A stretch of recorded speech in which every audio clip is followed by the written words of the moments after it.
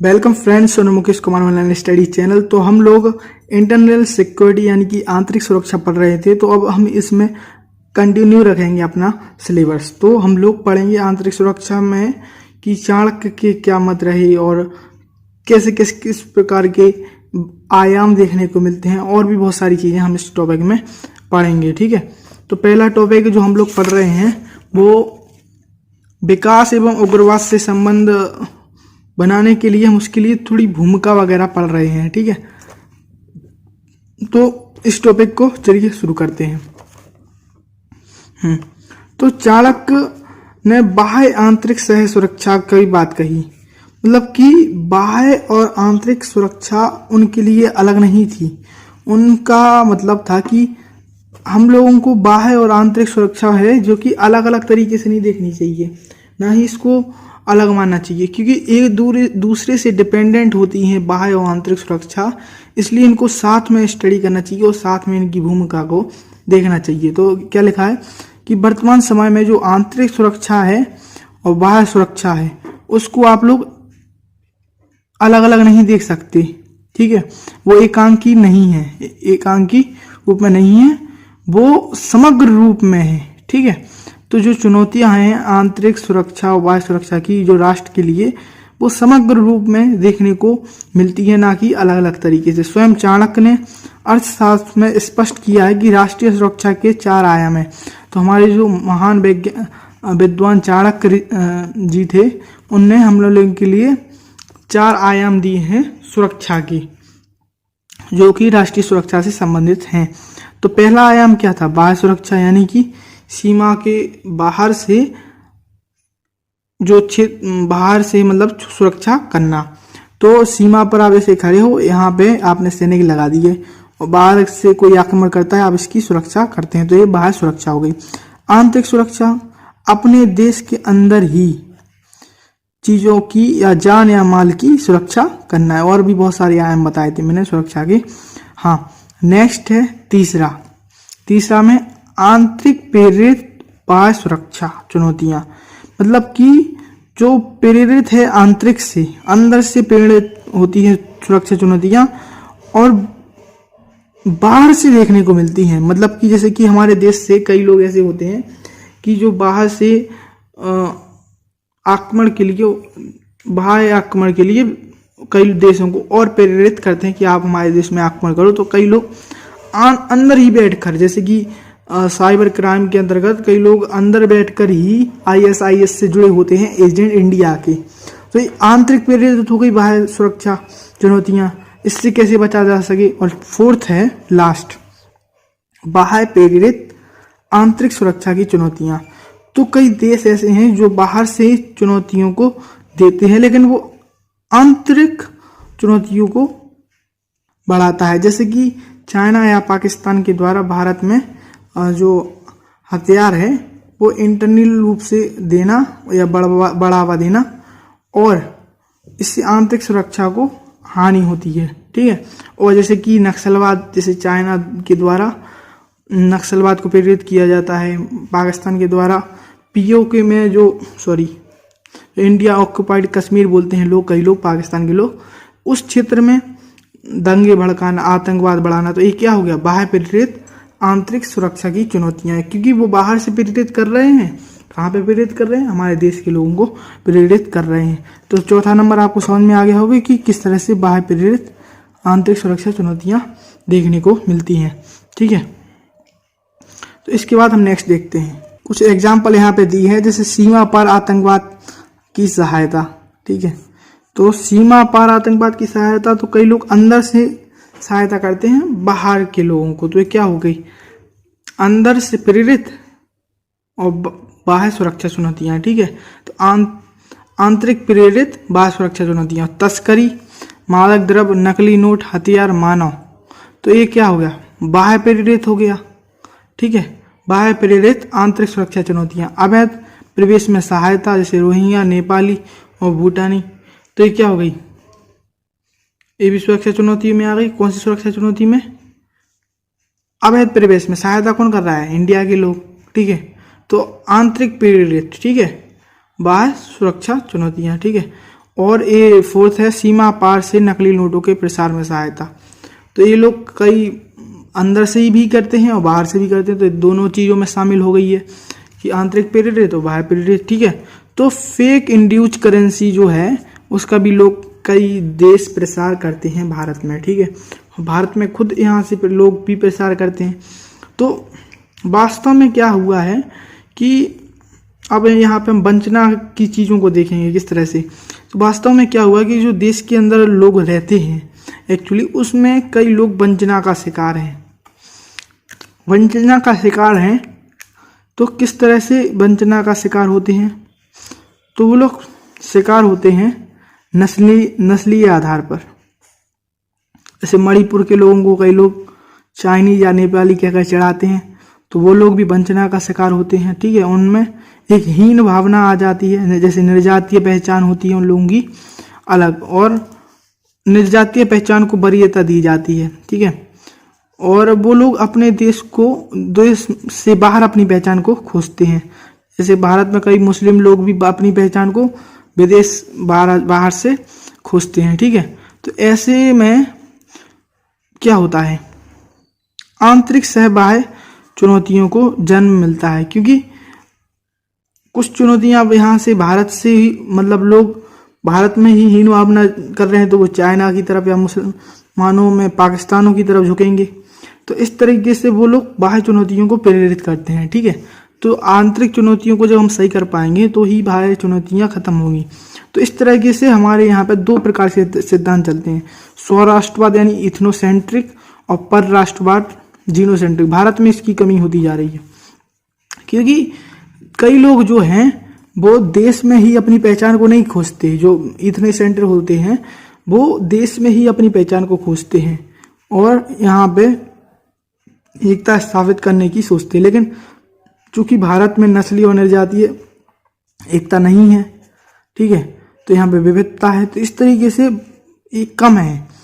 लेकिन बाह्य पहचान यहाँ पे ज़्यादा मिल जाती है, जैसे चीन से मंगोलियाइड, अरबी, तुर्की, निग्रो, प्रोटो ऑस्ट्रेलोइड, तो बहुत प्रकार की प्रजाति यहाँ पे निवास करती हैं। तो इस तरीके से वो जीनोसेंट्रिक या परराष्ट्रवादी हो जाते हैं।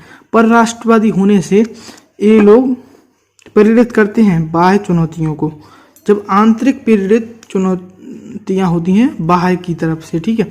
तो इसी तरह से हम एक चीज़ और देखने को मिलती है कि इंडिया में जो थ्रेड है, साइकोलॉजिकल थ्रेड बहुत ज़्यादा है, ठीक है, क्योंकि यहाँ पे जैसे कोई और प्रजाति का लोग है तो उसको परेशान करते हैं कई लोग। तो ये चीज़ें हमारे यहाँ पे बहुत देखने को मिलती हैं, उनकी लिंचिंग भी हो जाती है, तो ये बहुत बड़ी दिक्कत है।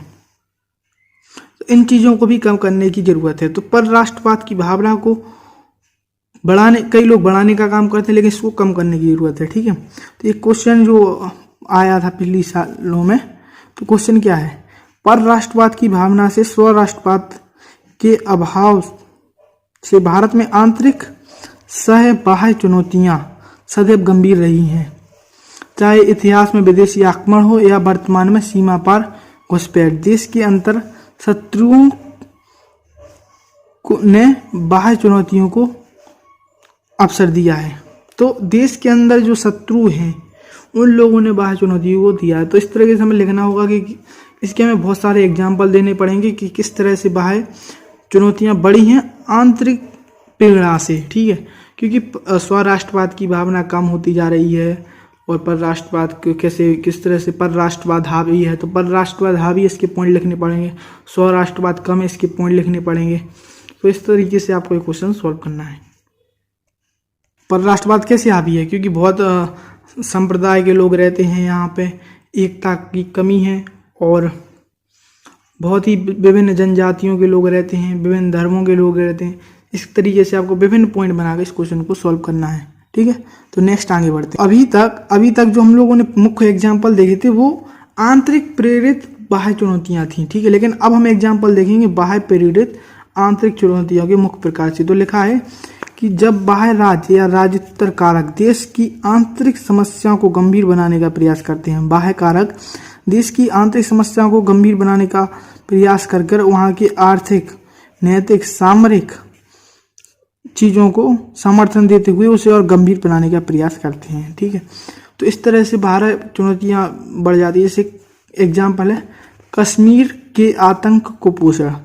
तो पाकिस्तान हमेशा कश्मीर के आतंक को पोषण करता है, उसको मुद्दा को हमेशा उठाना चाहता है कि हम लोग तुम्हारे साथ हैं, हम आज़ाद कश्मीर देंगे, ये सब चीज़ें। नॉर्थ ईस्ट में अलगाववाद, चाइना ने भी नॉर्थ ईस्ट में अलगाववाद को बढ़ावा दिया है, ठीक है। संप्रदायवाद, जातिवाद और क्षेत्रवाद जैसी समस्याओं को पोषण मिलना, और तस्करी, नकली नोटों के प्रसार द्वारा आर्थिक और सामरिक सुरक्षा को कमजोर करना, ठीक है। और नेक्स्ट एग्जांपल है किसी देश में ब्रेन वॉश करना, तो लोगों का ब्रेन वॉश कर दिया जाता है। बहुत सारे पॉइंट पढ़ते हैं। एफ पॉइंट है स्थानीय सरकार के खिलाफ नेगेटिव प्रोपेगेंडा चलाना, ये भी करते हैं। नेक्स्ट पॉइंट क्या है, देश के अंदर राष्ट्र विरोधी आंदोलन को प्रश्रय देना, एग्जाम्पल खालिस्तान की मांग को कनाडा में कई बैठे लोग प्रेरित करते हैं, जो कि भारत के ही हैं और नहीं भी हैं वो भी प्रेरित करते हैं। और देश के अंदर स्लीपर सेल तैयार करना, जैसे कि नक्सलीवाद को बढ़ावा देना। तो इस तरह से हमने बहुत सारे पॉइंट देखे, किससे प्रेरित, बाह्य प्रेरित आंतरिक चुनौतियों से, ठीक है। तो क्या है कि ग्लोबलाइजेशन के दौर में सीमाएं अब आसानी से खुल गई हैं, संचार क्रांति से सीमाएं अब अर्थहीन हो गई हैं। तो इस तरीके से बाह्य प्रेरित आंतरिक सुरक्षा चुनौतियों की गंभीरता बढ़ गई है। तो इन आंतरिक चुनौतियों को कैसे खत्म किया जा सकता है और कैसे आंतरिक सुरक्षा को बढ़ावा मिल सकता है, इसके लिए क्या क्या होना चाहिए, लॉ एंड ऑर्डर सही होना चाहिए, पब्लिक ऑर्डर सही होना चाहिए, भयमुक्त समाज हो, ठीक है, और विधि के शासन को सुरक्षित करने के लिए कोशिश हो, मानव अधिकारों की रक्षा हो और संसाधनों की रक्षा हो, साथ ही विकास के लिए विकास कार्यों का क्रियान्वयन हो। इस तरीके से ये एक पॉइंट अगर फॉलो करेंगे तो हम लोग आंतरिक सुरक्षा की चुनौतियों से जो बाह्य प्रेरित है उनकी नष्ट कर सकते हैं, ठीक है। तो नेक्स्ट बढ़ते हैं। हाँ, और हमें अंतर्राष्ट्रीय छवि भी सुधारनी होगी अपनी, जिससे भी बाह्य प्रेरित आंतरिक चुनौतियाँ ये चीज़ें कम होंगी।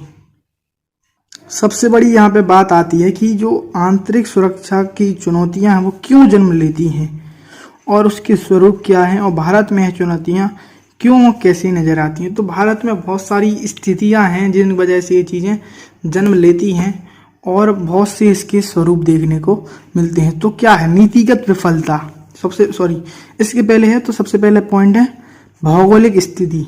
तो भारत जो बहुत ही बड़े भौगोलिक क्षेत्र में निवासित है, तो यहाँ पे कई भौगोलिक दूरी की वजह से वहाँ का विकास नहीं हो पाता, वहाँ पे कम विकास देखने को मिलता है और वो अलग क्षेत्र हो जाता है। इस तरीके से ये आंतरिक चुनौतियाँ बढ़ जाती हैं वहाँ पे, ठीक है। तो दूसरा है नीतिगत विफलता।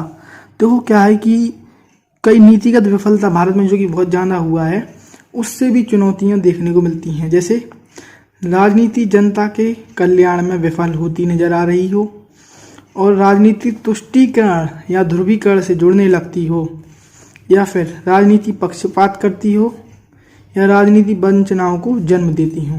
तो जब नीतिगत विफलता आती है तो ये सारी चीज़ें होती हैं, ठीक है। तो नेक्स्ट है प्रशासनिक विफलता या असफलता, एडमिनिस्ट्रेटिव फेलियर। तो इसका फर्स्ट पॉइंट क्या है, फॉरगेट गुड गवर्नेंस। तो जब हमारे देश में गवर्नेंस अच्छी नहीं होती है, लोगों को गवर्नेंस सहायता ना करके एक उनके लिए भ्रष्टाचार का जरिया बन जाता है, तो इस तरीके से दिक्कत आती है, ठीक है। भ्रष्ट, पक्षपाती, आत्म केंद्रित, असंवेदनशील और प्रशासनिक। तो क्या है कि जब ये चीज़ें बढ़ती हैं, भ्रष्टाचार, पक्षपात, आत्म केंद्र, तो भी क्या होता है, वंचनाएं बढ़ती हैं और देश में आंतरिक चुनौतियां उत्पन्न होती हैं। देखो दोस्तों, जितनी ज़्यादा हम लोग लैंग्वेज लिखेंगे, जितनी अच्छी लैंग्वेज लिखेंगे, उसी तरह से हमारा जो क्वेश्चन है वो अच्छा दिखेगा और हम लोगों को मार्क्स मिलेंगे, ठीक है। तो ये चीज़ें हमें देखने को मिलती हैं। तीसरा है याराना पूंजीवाद, क्लेप्टोक्रेसी, ठीक है। जैसे कोई कंपनी बना ले, जैसे एयरटेल और जियो बोले कि अब हम लोग रिचार्ज बढ़ाकर 1000 रुपये कर देंगे। जो 500 कोई रिचार्ज होता है 500 में, तो उसको 1000 कर देंगे। दोनों कंपनियां क्लेप्टोक्रेसी कर ले, तो इससे क्या होगा, लोगों को बहुत ज़्यादा दिक्कत होगी और इससे आंतरिक चुनौतियां उत्पन्न हो सकती हैं। इस तरह से क्या है, लोगों में क्या आ जाएगी, कई लोगों में विपन्नता आएगी। मतलब लोगों में जो अमीरी और गरीबी का डिफरेंस, जो अमीर और अमीर होता जाएगा और गरीब गरीब और गरीब होता जाएगा।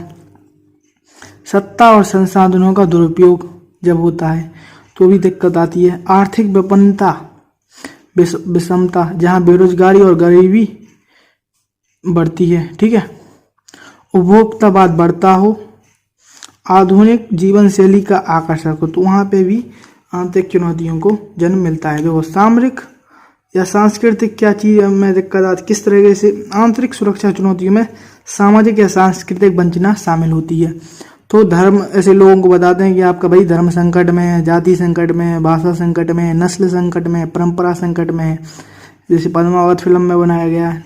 इन्हीं से जातिवाद, भाषावाद, नस्लवाद, परंपरावाद, धर्मवाद, ये सब चीज़ें बढ़ती हैं और निर्णय जाती है वंचना, बहुत बड़ा इसमें एक कारण बनता है। ठीक है, तो और कौन सा तकनीकी कारण भी है जो आंतरिक सुरक्षा को दिक्कत करता है। जैसे ये वरदान भी है, अभिशाप भी है, लेकिन इसने अभी बहुत ज़्यादा आंतरिक सुरक्षा को चुनौतियाँ दी हैं, क्योंकि इससे अब विचार का प्रसार बहुत स्पीड से होता है, उससे संसाधन जल्दी इकट्ठे हो जाते हैं और लोगों को जुटाने का काम करती है। इससे इसकी पेनिट्रेशन पावर या मारक क्षमता क्या हो जाती है, हाई हो जाती है, जिससे जो चुनौतियां हैं वो स्पीड से और बहुत जल्दी बन जाती हैं। ठीक है, तो ये भी बहुत दिक्कत की चीज़ है।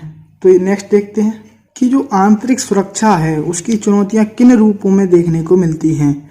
तो इससे यही लास्ट टॉपिक हम लोग कवर करेंगे इस लेक्चर में, फिर नेक्स्ट जो चीज़ें हैं वो अगले लेक्चर में कवर करेंगे।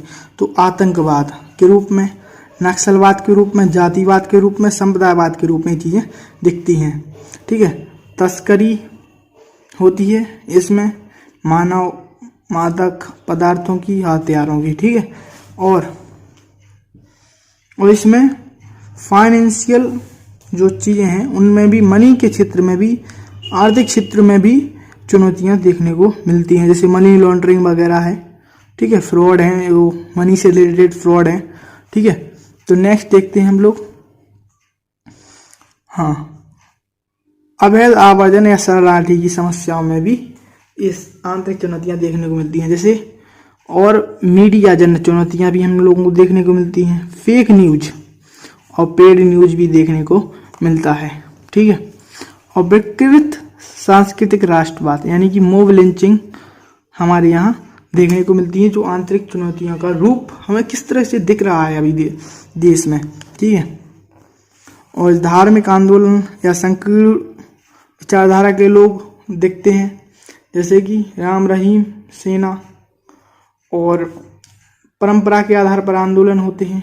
ठीक है, जैसे कि हमारी परंपरा को नष्ट करने का प्रयास किया जा रहा है, कई लोग बोलेंगे, तो इस तरीके से आंदोलन होते हैं। ठीक है, खान पान वेशभूषा थोपने का प्रयास होता है, भीड़ द्वारा हत्या हो जाती है।